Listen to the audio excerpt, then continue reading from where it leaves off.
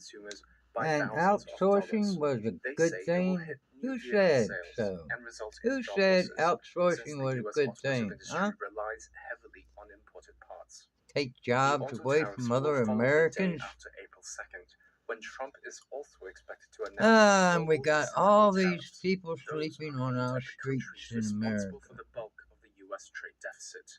However, the who were US president probably said on Wednesday the employed measures at may a not be the like-for-like levies he has been pledging to car plant impose.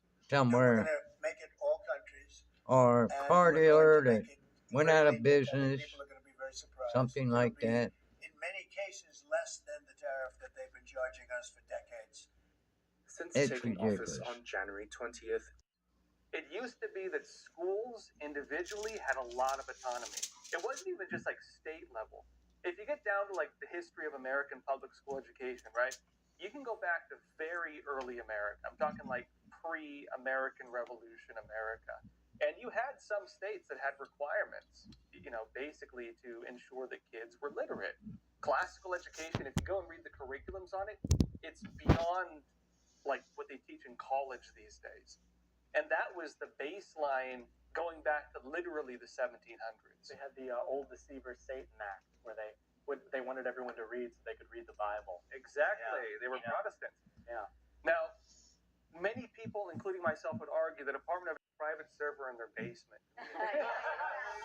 It sounds a little familiar, well, right? Well, in that example too, there were apparently no classified information stored in that server. Well, actually, if you listen to James Coleman, there were, but no reasonable prosecutor would make such a case. That's why they destroyed it with cameras. Okay. Police did, So right? look, on that note, I'll mention that probably a lot of these leakers got a public school education. That's the best segue I can think of. Come back after the break. We're going to talk about how the Department of Education is getting scrapped/gutted. Laws. It's interesting that I'm actually the one who defended Wisconsin law's attorney general, and I give a heavy presumption of constitutionality to Wisconsin statutes, which is what they're entitled to under the law. So if he's thinking he's supporting the person that's going to strike down statutes left and right, he's supporting the wrong candidate. Quickly, I want to ask you about your background as a prosecutor and a judge. Your opponent had this to say also at the debate. She said that you've given dozens of people convicted of crimes like domestic violence, sexual assaults, and abuse of children short jail sentences or no jail sentences at all. And she said many of them went on to reoffend. Can you quickly answer that? Yeah, here's a new thing: liberals lying in campaigns. My opponent has given terrible sentences in sex offender cases. Every case that she cited in an ad, when I was a DA, I made a recommendation that the judge didn't even follow and gave less time than I recommended. So I didn't give anybody a sweetheart deal. And now as a judge, all the cases she cited, every single one of them, I followed at least what the DA recommended and at least what the victim recommended in those cases. I've never come up short in any of that. She is lying to voters.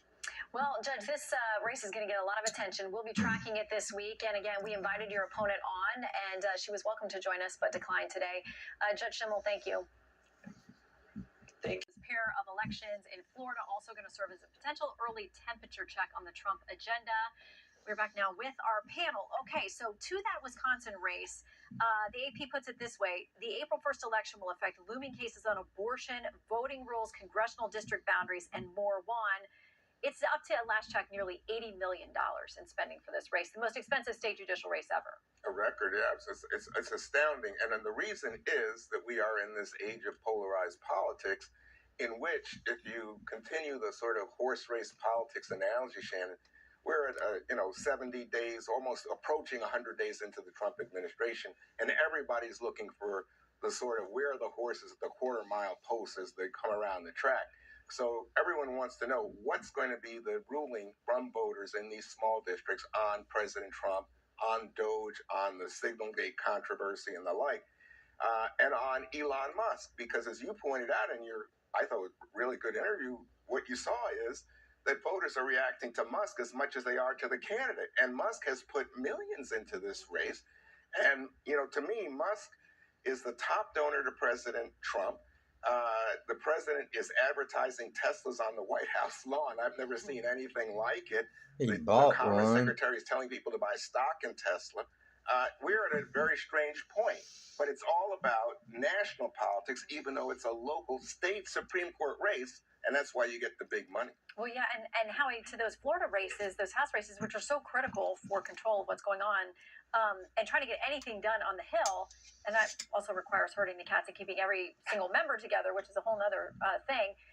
You know, we're talking about districts where President Trump won by double digits and convincingly, that they are nervous about what's coming potentially on Tuesday. They are nervous. I mean, in the increasingly red state of Florida, Ron DeSantis country, the two Republican candidates who are endorsed by President Trump should win easily.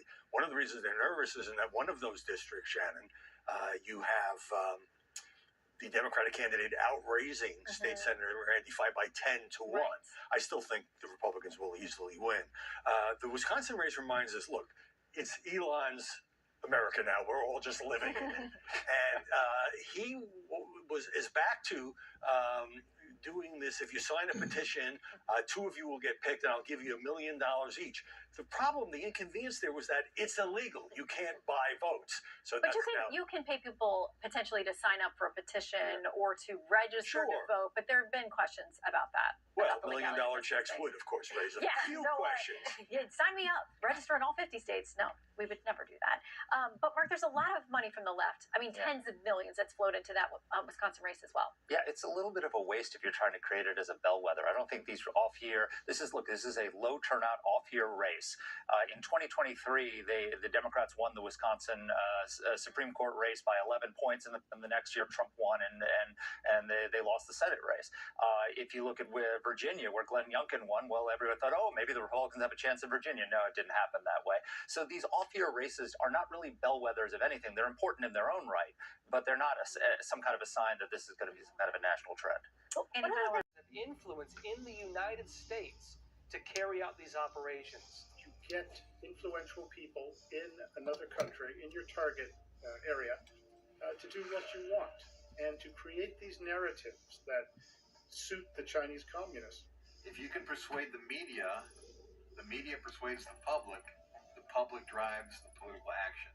This is a blueprint. This is a blueprint for how the CCP can weaponize our media, our government, our legal system to go after any company or any group they want to. It's really gone global. Political warfare has, in a way that, quite frankly, we've never seen.